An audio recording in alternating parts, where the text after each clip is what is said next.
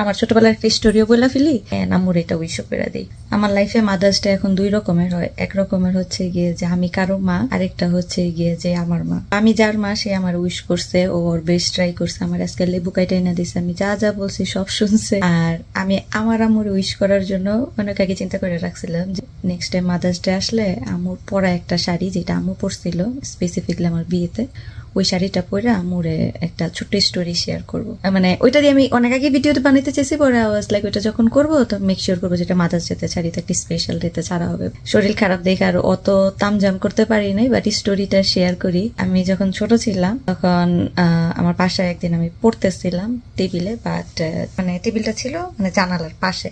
আর বাংলাদেশের বাসা তো জানেনি, আমাদের বাসার ইমিডিয়েটলি পাশেই যে আমার যে চাচার বাসা, ওনাদের বাসায় মানে এই এতটুকু গ্যাপ, মানে কোনো মতো একটা মানুষ হয়তো একটু এরকম করে গেলে যেতে পারবে, এছাড়া এত বেশি স্পেস না। আর ওই জায়গায় একজন মানে লোক, মানে উনি হয়তো ভিক্ষা করতে আসতেছিল, নতুন আসছে হয়তো, উনি হয়তো জানে না যে এটা কোনো রাস্তা না। উনি ভাবছে যে এটা রাস্তা, এটা দিয়ে হয়তো উনি পার হয়ে যাইতে পারবে। টাইম ছিল লাইক সন্ধ্যার সময়, মানে অলরেডি সানডাউন হয়ে গেছে গিয়ে, রাইট? তো ওই লোকটা যখন এখান দিয়ে পার হচ্ছিল, আমি অনেক ছোট ছিলাম, লাইক কত হবে 7, 8, 9 এর বেশি না। ওই লোক ওরকম করে জানালার সামনে না, মানে একটু দরবেশের মতো সাদা কাপড় পরা, ওই জানালা দিয়া মানে ভিক্ষা চাইছে না, মা কোন দিকে যাব কি তো বলছে, আমার তো খেয়াল নাই। মানে আমি তো উনারে দেখা মানে লাইক এটা কি। আর আমার যে টেবিলটা ছিল, টেবিলের মধ্যে আমি চেয়ারে বসা ছিলাম না, আমি বেডের মধ্যে বসে, টেবিলের নিচে আমার পা দেওয়া ছিল। আমি চাইলেই মানে সাইড দা সরে যেতে পারি না, আমার পাটা তুলতে হবে বেডে, তারপর আমার ওই দিক দিয়ে যেতে হবে। সো ওইটা দেখে আমি ওইখান থেকে নড়তেও পারতেছিলাম না, আর ভয়ে মানে ওই জায়গায় সমানে চিৎকার করতেছিলাম।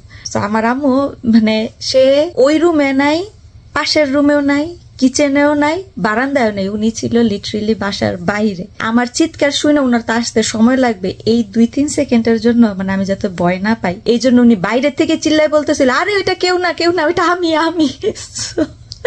হ্যাপি মাদার্স ডে আম্মু। যে মারা কিরকম বিষয়, যে মানে মা তো ঘরে ছিলই না, বাইরে ছিল, ওইখান থেকেই বলতেছিল যে ওইটা আমি। আওয়াজ লাইক আচ্ছা এই স্টোরিটা শেয়ার করি। মানে মাদার্স ডে তে তো অনেক কিছুই মনে পড়তেছে, তো এটা হঠাৎ করে মনে পড়লো। বাকি যারা সব মারা আছেন সবার জন্য, আমি এখন উল্টাপাল্টা কথা বলা শুরু করছি, অর্গানাইজ নাই। কি যারা মারা আছেন আপনাদের সবাইকে হ্যাপি মাদার্স ডে। ভালো থাকবেন সবাই, আসসালামু আলাইকুম।